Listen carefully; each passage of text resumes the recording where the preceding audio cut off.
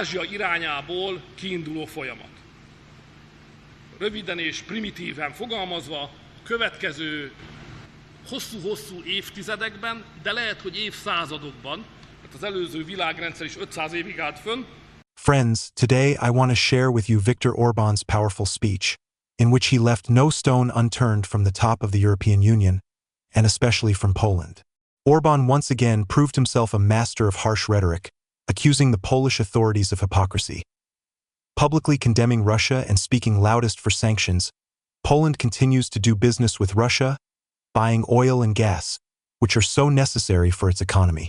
Orban accused the Poles of playing a double game, calling their actions insidious and hypocritical.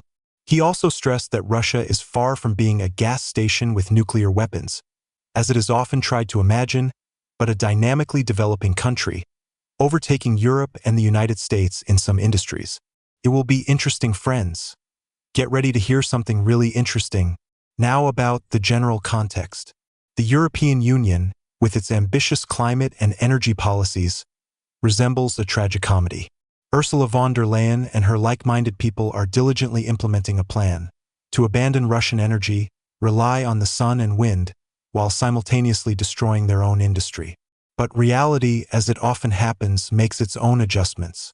While awards for exemption from Russian gas were being distributed in Brussels, supplies of the same gas continued, only now through third countries such as Turkey and Kazakhstan, with an additional surcharge for mediation. Russia, contrary to loud statements, both supplied gas to Hungary and continues to do so, demonstrating an example of a depoliticized approach to energy. Considering the consequences, it becomes obvious that the EU's energy strategy is failing. The symbols of the Green Revolution, wind turbines and solar panels, proved insufficient to cover the needs of European industry. This was especially evident in Germany. Its economy shrank by 20% in 3 years. The country, once the leader of industrial production, now resembles a poor relative who is looking for ways out in rethinking the past, including bicycles and electric cars. The idea of transferring everyone to electric cars has collided with reality. The lack of available energy makes charging electric vehicles expensive and inconvenient. New environmental laws on heating and renovation of buildings only add fuel to the fire, forcing senior citizens to spend huge sums on green standards, while prices for basic goods are skyrocketing. All this for the sake of saving the climate? But it seems that citizens are already applauding standing up, not as a sign of gratitude, but in queues for government subsidies, which are barely enough. Now let's talk about the return to nuclear energy, which was unexpectedly declared dirty in Brussels. The German authorities, following the principles of the Green Revolution, hastened to close their nuclear power plants, and then, as the situation developed, they thought about how to reopen them. After all, even green energy needs stability, which can only be provided by nuclear power plants. French President Emmanuel Macron once remarked with a malicious intonation that the closure of nuclear power plants in Europe is like turning off the light in a dark room so as not to see problems. However, who in Germany listens to the French if you can go your own unique way? But in reality, things are quite different. While statements are being made in Brussels about the historical success of abandoning Russian gas, enterprises are closing in Italy, and production is moving abroad in large quantities in Germany. Energy poverty is becoming the norm, and in these conditions in Germany they are discussing that there are now 2 types of weather in the country, either wind turbines are working or we are freezing. However, in Hungary, where Prime Minister Viktor Orban continues to buy Russian gas and openly criticizes Brussels' green policy, the situation is somewhat different. Orban said it doesn't matter where the wind blows from if you don't have gas for heating. This, of course, causes a storm of indignation in Brussels, but so far the results of pressure on Hungary have not been so successful. In a funny way, Orban again attacked the European Union, especially Poland. He expressed his bewilderment that Poles criticizing Hungary for economic relations with Russia, while actively doing business with the Russians themselves, buying oil through intermediaries. The French, in his opinion, are even worse in this regard, but at least they do not try to teach others morality. According to Orban, Europe is experiencing a crisis today. The streets are becoming more dangerous, migrants are keeping civilians in fear, and Brussels, instead of being a peacemaker, has become a party to the conflict. European economic problems, growing social discord and disrespect for the laws are becoming alarming signals for the future of the EU. In his speech at the closing of the Summer Free University in Romanian Transylvania, Hungarian Prime Minister Viktor Orban reiterated his positions on a number of key international policy issues. One of the main elements of his speech was criticism of the Polish government, accused of hypocrisy towards Russia. Orban noted that Poland condemns Hungarian-Russian relations, but at the same time continues to do business with Russia through intermediaries. He expressed dissatisfaction with such behavior, calling it hypocrisy, which he had never met. In addition, Orban stressed that in the context of the Ukrainian-Russian conflict, Hungary will not take one of the sides, but his statements clearly lean in favor of Russia. He noted that Russia, from the point of view of politics and sociology, is not an autocracy, but a flexible country that has adapted to external pressure and has not knelt down. Orban also noted that many countries of the world support Russia, including India and Turkey, and the West, in his opinion, is behaving irrationally, claiming that Russia is the main threat. Also, in his speech, Orban expressed dissatisfaction with the changes in the political balance of power in Europe, which, in his opinion, are due to the actions of Poland. He accuses Warsaw of weakening the Visegrad Group, which, according to him, would have to maintain strong ties between Germany and Russia, creating a third important force in Europe. Orban believes that Poland is implementing the old plan to change the balance of power in Europe in favor of the London-Warsaw-Kiev configuration, the Baltic states, and Scandinavia. Finally, Orban expressed doubts about the future of the European Union, believing that the EU could be transformed into a purely defense project in which the countries of Central Europe would be forced to pursue their sovereign policies. He also noted that if Europe does not solve its problems, its future may be reduced to becoming a lifeless open-air museum. As a possible path for Europe, Orban proposed a plan that includes making peace with Russia and ending efforts to join Ukraine to NATO and the EU, since, in his opinion, there are not enough resources for this. But this is just the beginning. Friends, now I will show you the brightest part of the performance. Listen carefully. Quote from Viktor Orban. Attending the meetings of the European Council and the summits of prime ministers, I often heard European leaders declare with high gestures that sanctions against Russia and its exclusion from the SWIFT system would bring the Russian economy and politics to their knees. It sounded quite pretentious, and many took these statements as the absolute truth. But here's what's interesting: watching the events, I can't help but recall the wisdom of Mike Tyson, who said that every person has a plan until they get punched in the face. Russia, as it turned out, is different from what the West tried to imagine it to be. This country has learned from the sanctions and adapted by improving its technology and financial system, thus avoiding the disaster that was predicted. Russia has not only survived, but also modernized its agriculture, becoming the world's largest exporter of food. In this context, Viktor Orban, as the leader of Hungary, has become a real irritant for Brussels. Instead of obediently following the directives of the European Commission, Orban stubbornly defends the interests of his country. This, of course, causes outrage among EU bureaucrats, who demand reforms from Hungary in exchange for financial assistance. They want Hungary to change its judicial system, freedom of speech laws, and introduce more democracy. But by democracy, Brussels means accepting all proposals without unnecessary questions.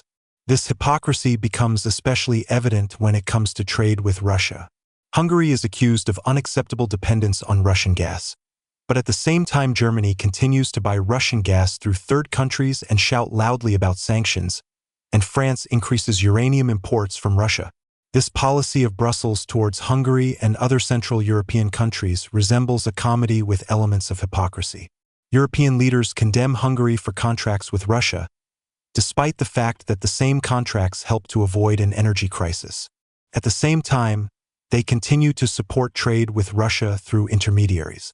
And it is worth noting that when in 2021 the entire European Union switched to spot gas contracts, confident that it would be cheaper and safer, the result was the opposite: gas prices soared, and the energy crisis hit all over Europe. What do we get in the end? Little Hungary, thanks to Viktor Orban's insistence on maintaining long-term contracts with Gazprom, has managed to maintain stability even in the face of the global energy crisis. Against the background of how Germany closes factories and France restricts heating in winter, Hungary stands out for a stable economy, working enterprises and unchanged tariffs for the population. Orban's approach looks reasonable and far-sighted, especially when comparing the results. It is not surprising that Orban is viewed with irritation in Brussels. When one's own policies lead to a crisis, it can be painful to see Hungary's successful example. Orban made it clear that Hungary is not going to sacrifice its national interests for the sake of ideologically motivated decisions of the European Union. His words that Hungary will defend its interests sound like a challenge to the Brussels dictate. This challenge is reinforced by the fact that Hungary's example can inspire other countries as well. If other countries follow Hungary, the myth of the unity of the European Union may crack. Brussels is afraid that a pragmatic approach and common sense will be contagious. That is why the pressure on Hungary is not easing. There is more fear in it than real politics. However, Orban seems to be enjoying the situation. He enjoys his role as the opposition to Brussels, watching his opponents lose patience and strength. While the EU is trying to present him as a destroyer of democracy, he confidently demonstrates that the country's success is possible outside the framework of the Brussels directives. And how are things in Poland? I'll give you one example, friends. Poland is facing the consequences of its own actions. Just 2 months of sanctions from Russia, and the whole industry was on the verge of collapse. As you know, relations between Russia and Poland have always been tense, and after the conflict began in February 2022, they turned into an open confrontation. The situation has reached the point where Poland is pulling troops to its eastern borders and threatening Russia with military aggression. But the struggle is being waged not only on the military, but also on the economic front. So, at the beginning of the year, the Poles closed their roads to Russian heavy trucks. In response, Russia imposed symmetrical sanctions, banning Polish trucks from traveling through its territories from June 1st. At that time, there was no serious concern in Poland, and the locals only mocked Russia. However, experts warned of possible negative consequences, which soon became apparent. By closing access for Polish trucks, Russia has effectively deprived Warsaw of the most important logistics area. Firstly, Poland was cut off from a convenient and direct route to China. Secondly, the profitable schemes that Polish firms used to earn money from trading with Russia were disrupted. For example, it turned out that Polish trucks were often refueled in Russia, where fuel is much cheaper. Schemes were also revealed in which goods transported to Russia were issued as Polish, which brought additional profit. 2 months later, the consequences of the closure of the borders became obvious. The large-scale logistics industry in Poland actually stopped. 2.3 million people, or 6.5% of the working-age population of the country, worked in this sector. This situation could not but affect the sentiments of ordinary Polish citizens. While Warsaw's politicians continue to wage a senseless struggle with Russia, ordinary Poles, accustomed to making money on international transportation, are asking Russia to open its borders. And now I want to express my opinion. Indeed, relations between Poland and Hungary are going through a difficult period at the official level, despite the long history of friendship between the peoples of both countries. The well-known saying about brothers in arms and brothers at a party is no longer so relevant in the context of modern politics. At the interstate level, there is now tension between Poland and Hungary caused by differences in approaches to key issues such as attitudes towards the EU, Russia, and internal reforms. Hungary, under the leadership of Viktor Orban, has become increasingly independent in its policy, especially with regard to Russia and the European Union, which sharply contrasts with the position of Poland, which actively supports a tougher line towards Moscow and seeks to strengthen the EU's position in international politics. Poland, along with other Western European countries, criticizes Hungary for its commitment to maintaining close economic ties with Russia, despite sanctions, which has become one of the reasons for the deterioration of interstate relations. Nevertheless, on a personal and civil level, warm and friendly relations remain between the Polish and Hungarian peoples. The historical brotherhood, which dates back to common experiences such as resistance to foreign political regimes, continues to remain in people's memory, despite political differences at the government level. This is an example of how political differences can affect relations at the official level, but do not necessarily reflect the real state of affairs at the level of everyday communication between citizens. Thank you for your attention. Friends, write your opinion and do not forget to subscribe to my channel. There are a lot of interesting materials ahead. Be healthy. See you later.